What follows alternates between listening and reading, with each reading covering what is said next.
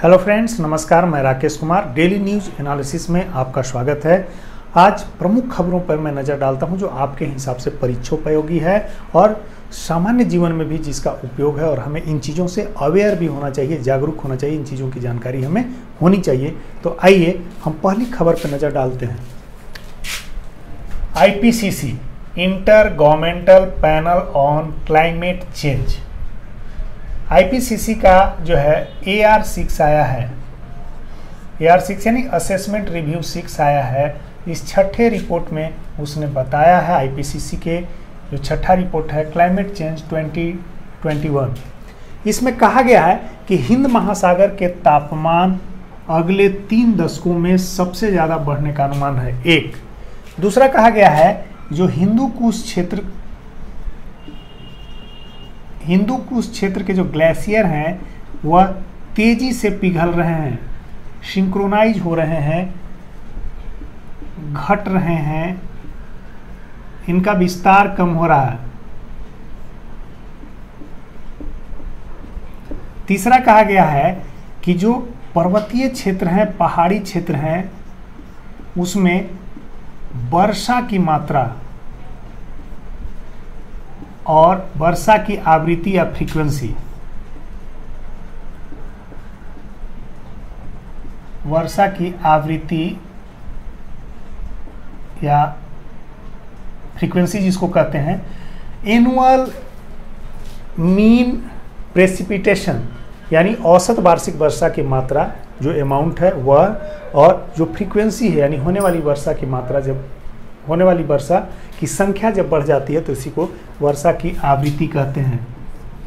कहा गया इसमें कहा गया कि ये 3 असर आपको दिखेंगे, और इसके वजह जो है, इसके पीछे क्या है, मानवीय जो गतिविधियां हैं जो कि क्लाइमेट पे, जलवायु पे विपरीत या प्रतिकूल प्रभाव डाल रहे हैं, इसकी वजह से ऐसा हो रहा है। इसमें कहा गया, इसमें चिंता जताया गया है कि हिंद महासागर के क्षेत्रों में जो तापमान बढ़ेगा, इन क्षेत्रों में जो तापमान बढ़ेगा वह बाकी जो महासागर है उसकी तुलना में यहाँ तेजी से बढ़ेगा। इसका अब घाटा क्या होगा सो आप समझिए। जैसे ही इस हिंद महासागर क्षेत्रों में तापमान बढ़ रहा है, टेम्परेचर इंक्रीज कर रहा है, तो वैसे में यहाँ एक लो प्रेशर का बेल्ट बनेगा। जो लो प्रेशर का बेल्ट बनेगा तो जो मानसूनी पवनें हैं या समुद्र से उठने वाली जो पवनें हैं वह आर्द्रता के साथ इन तटीय क्षेत्रों में वर्षा कराएंगी, और इन तटीय क्षेत्रों में वर्षा होगा एक कारण। इससे क्या हो, जो कोस्टल एरिया है उसका जनजीवन जो है प्रभावित हो जाएगा, यह फ्लडेड हो जाएगा।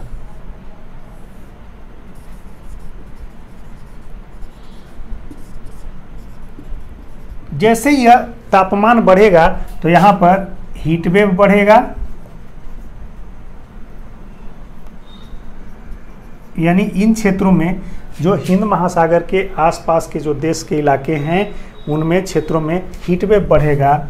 और दूसरा क्या हो जाएगा, जो फ्लड है यानी प्रेसिपिटेशन, वर्षा की मात्रा भी बढ़ेगी, वर्षा की मात्रा और फ्रीक्वेंसी दोनों बढ़ेगी।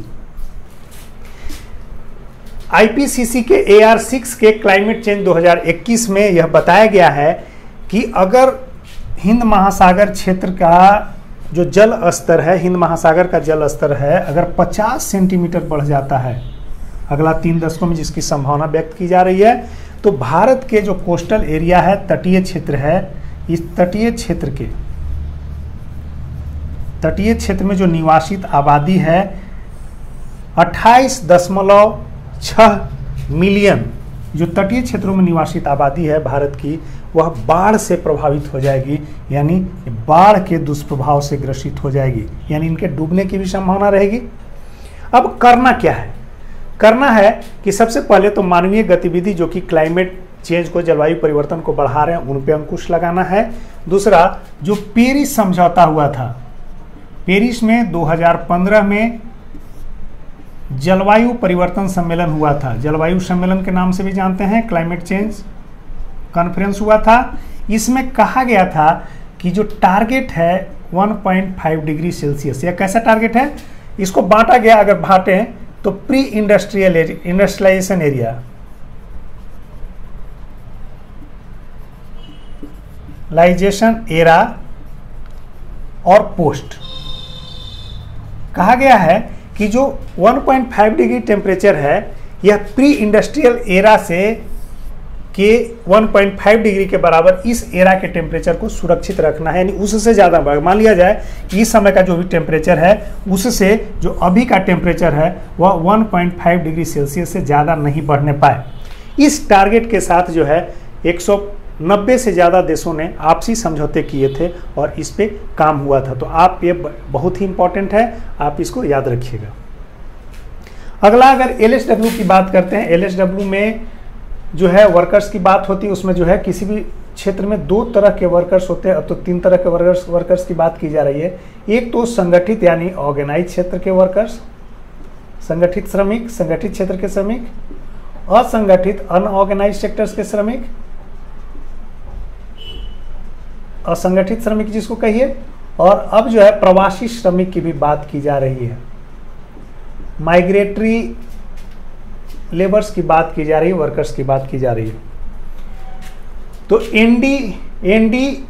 NDUW national database on unorganise workers की बात अगर करें तो अभी वर्तमान में लगभग 400 मिलियन जो है अनऑर्गेनाइज लेबर हैं, असंगठित क्षेत्र में काम करने वाले और असंगठित श्रमिक और प्रवासी श्रमिक हैं।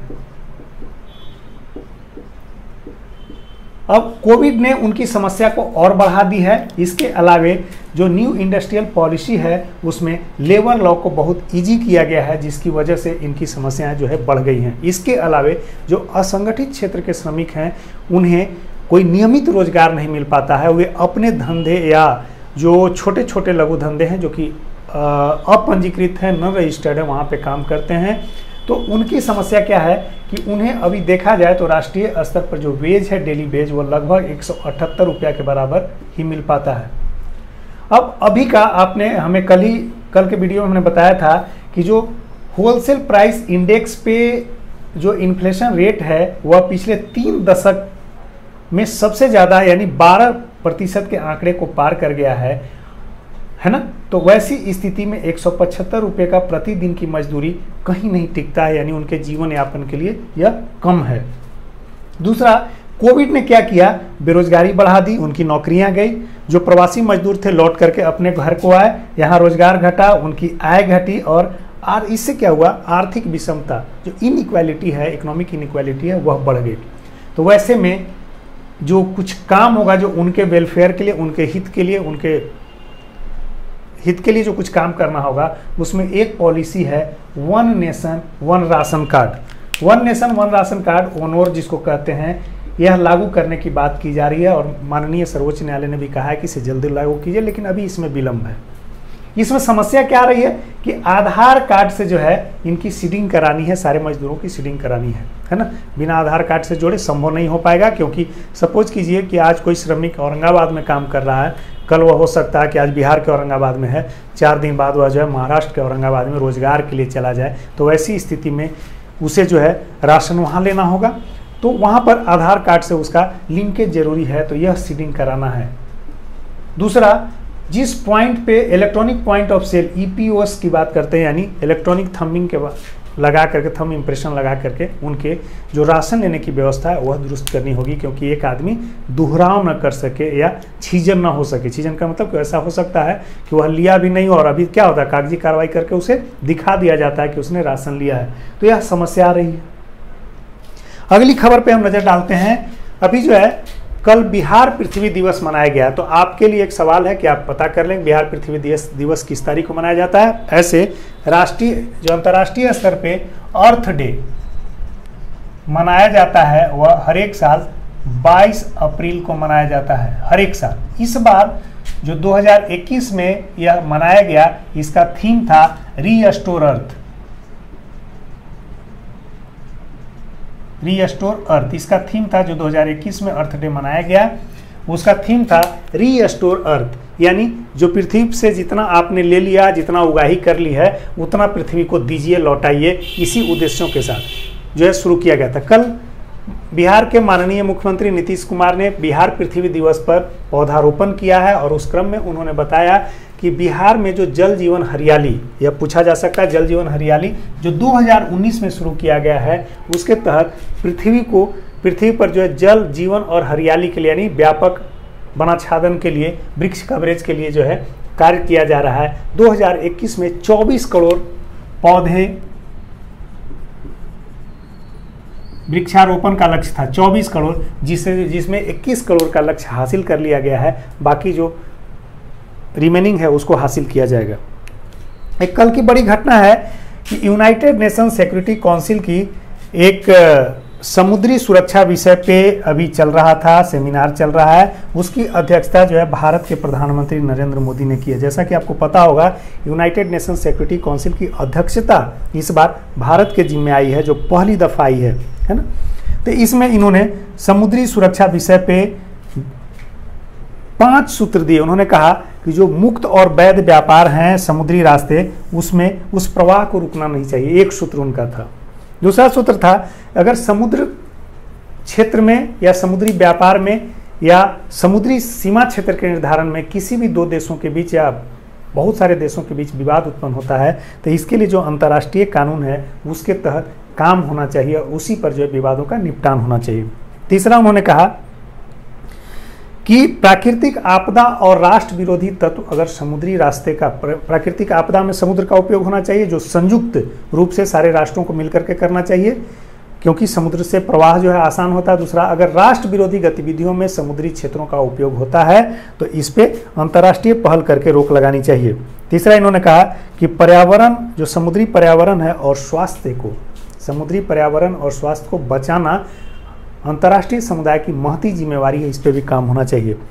उन्होंने कहा कि व्यापार हेतु, समुद्री व्यापार चूँकि सभी देशों के समृद्धि का सबसे बड़ा रास्ता है, सबसे ज़्यादा किसी भी देश में व्यापार जो होते हैं वो सबसे सस्ता और सबसे ज़्यादा समुद्री मार्ग से होता है, और भारत में तो मोर देन 90% व्यापार जो है समुद्री मार्ग से होता है। तो ऐसी स्थिति में इन्होंने कहा कि समुद्री व्यापार के लिए समुद्री क्षेत्रों में व्यापारिक इंफ्रास्ट्रक्चर के डेवलपमेंट पे, आधारिक संरचना के डेवलपमेंट पे ध्यान दिया चाहिए। तो आज इतना ही, फिर मिलते हैं कल।